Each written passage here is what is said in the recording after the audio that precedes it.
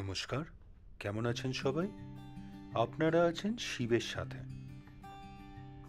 আমরা এখন আচার্য Jagadish Chandra Bose Indian botanic গার্ডেনে আছি, শিবপুরে। বোটানিক গার্ডেন থেকে এবার বেরিয়ে যাচ্ছি, তো বেরানোর সময় যেগুলো চোখে পড়ছে সেগুলোও দেখে নিচ্ছি। লার্জ পাম হাউস এইখানটা এখন চলে এসেছে, তো এইখানেও যথারীতি বাইরে তালা দেওয়া, বাইরে থেকেই দেখে নিতে হচ্ছে। একটা জিনিস আপনাদের বলে রাখি, এই বি গার্ডেনে ঢোকার জন্যে দুটো গেট আছে। আপনার একটা হলো হাওড়া গেট বা মেন গেট, যেটা ওই শিবপুর বি কলেজের সামনে। আরেকটা আপনার গেট আছে বাইসেন্টেনারি গেট, যেটা আন্দুল রোডে।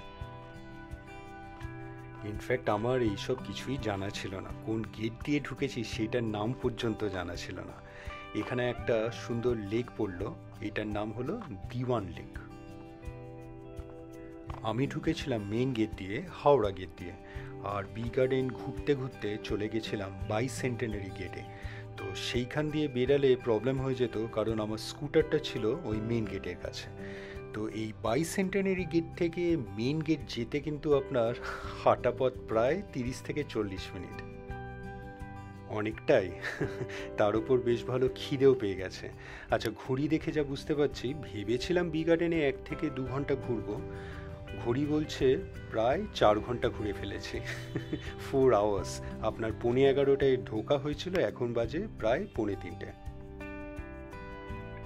এত সুন্দর পাকা তাল, এই রকম যে রাস্তায় গড়াগড়ি খাচ্ছে, দেখে যে কি কষ্ট হচ্ছে কি বলবো আপনাদের। তো বেশ সুন্দর একটা মিষ্টি গন্ধও বেরাচ্ছে, একদম পুরো ভর্তি রাস্তার দুপাশে। একবার ভাবলাম কয়েকটা তুলে নিয়ে যাই, কিন্তু লজ্জা হলো। আপনার এই তাল দেখলেই তালের বড়ার কথা মনে পড়ে যায়, আমার ফেভারিট। আর আমার শাশুড়ি মা বেশ সুন্দর বানান। অবশেষে ওই মেন গেটটা দেখতে পেয়েছি, কি যে খুশি হচ্ছে আপনাদের বলে বোঝাতে পারবো না। তো অনেকটাই আবার ফিরে আসতে হলো, অনেকটাই পথ। আপনার টেস্টটাও পেয়েছে ভালো, গরমটাও আজকে বেশ ভালোই আছে। আর ঘড়িতে আরেকটা জিনিস বলছে, আমি কিন্তু হেঁটে ফেলেছি প্রায় আপনার 13 থেকে 14 কিলোমিটার। গাছ থেকে পড়ে তালগুলো ফেটে গেছে, আপনার বেশ সুন্দর কিন্তু একটা মিষ্টি গন্ধ বেরাচ্ছে। আমার ভাগ্যে তো আর নেই, এই পিঁপড়েগুলোই খাক। প্রচুর প্রচুর তাল এরকম পড়ে নষ্ট হচ্ছে, খুব দুঃখ লাগছে। যাই হোক, মেন গেট চলে এসেছি। একটা জিনিস আপনাদের বলে রাখি, মেন গেটের বাইরে একটা বাস স্ট্যান্ড আছে, বাস স্ট্যান্ড নাম্বার 55। আমার সাজেশন, আপনারা যেই গেট দিয়েই ঢুকুন না কেন, ঢোকার সময় গেটের বাইরে গুগল ম্যাপসে একটা মার্ক করে নেবেন, যাতে বেরোনোর সময় ওই মার্কিং দেখে বেরাতে সুবিধা হয়। এই জিনিসটার খুব প্রয়োজন ছিল, অনেকটাই হাঁটা হয়েছে আর আজকে বেশ গরম। বেশ ভালো দেখা হলো Acharya Jagadish Chandra Bose Indian botanic garden. এইবার দিদির বাড়ি।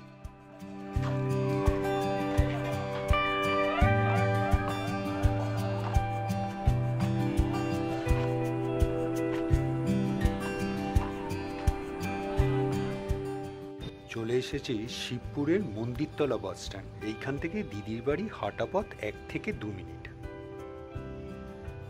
মন্দিরতলা বাস স্ট্যান্ড থেকে একটু এগিয়ে গেলেই ডান হাতে একটা মিষ্টির দোকান পড়ে, তারাপদ ঘোষ অ্যান্ড সান্স। এই মিষ্টির দোকানের পাশ দিয়ে একটা গলি চলে গেছে, এই গলি দিয়ে ঢুকলেই দিদির বাড়ি।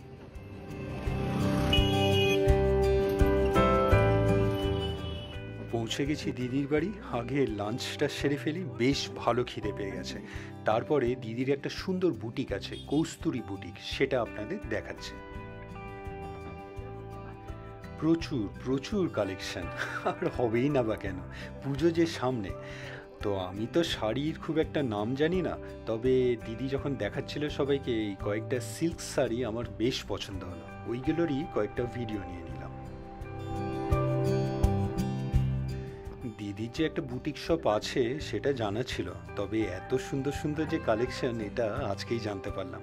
বেশ সুন্দর কালেকশন আর বেশ রিজনেবল প্রাইস। আপনারা যদি পছন্দ হয় অবশ্যই চলে আসতে পারেন। আমি ডেসক্রিপশন বক্সে কস্তুরী বুটিকের phone number as well as অ্যাড্রেসটা দিয়ে দেবো।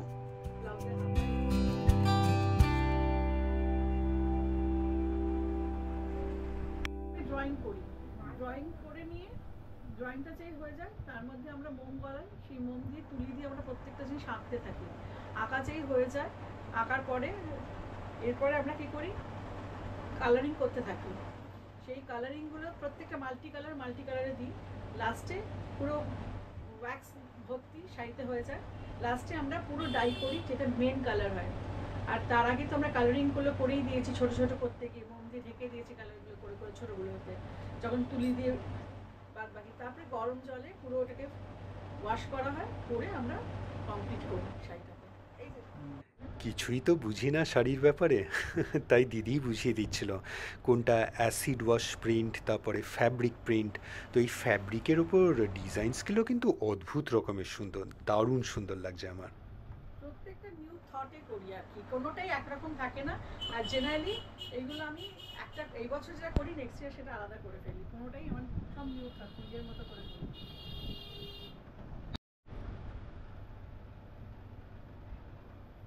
মাল্টি কালারে সমস্ত রং দিয়ে দিয়ে মোম দিয়ে ঢাকতে হয়, তো ওটাই এরকম।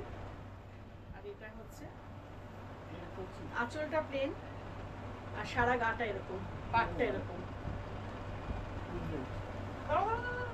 জেনারেলি হয় কি, এইটা গায়ে থাকে, এখানে থাকে, এটা ঠিক অপোজিট।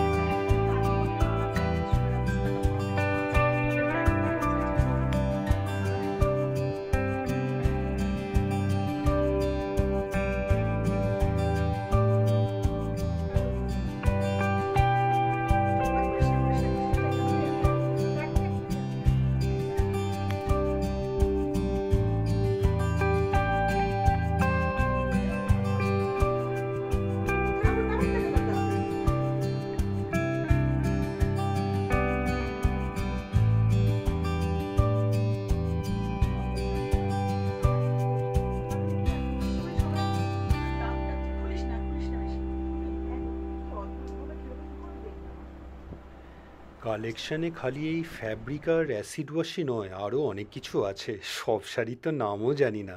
আপনার ঢাকাই জামদানি, কাঁথা স্টিচ, বালুচুরি, অনেক কিছু আছে। সব আর এই ভিডিওতে আসবে না, সেগুলো না হয় পরের ভিডিওতে আপনাদের দেখাচ্ছে। কেমন লাগলো আপনাদের আমার দিদির শাড়ি, আপনার কস্তুরি বুটিকের শাড়ি? তো আশা করি ভালো। তো ভাল লাগলে অবশ্যই চলে আসতে পারেন। আমি ডেসক্রিপশন বক্সে দিদির কন্ট্যাক্ট নাম্বার আর অ্যাড্রেস দিয়ে দিলাম। আর ওভারঅল আজকের ভিডিওটা কেমন লাগলো অবশ্যই জানাবেন, কমেন্টস করবেন, আর অবশ্যই ভালো থাকবেন। দেখা হচ্ছে একটা নতুন ভিডিওতে কালকে আবার।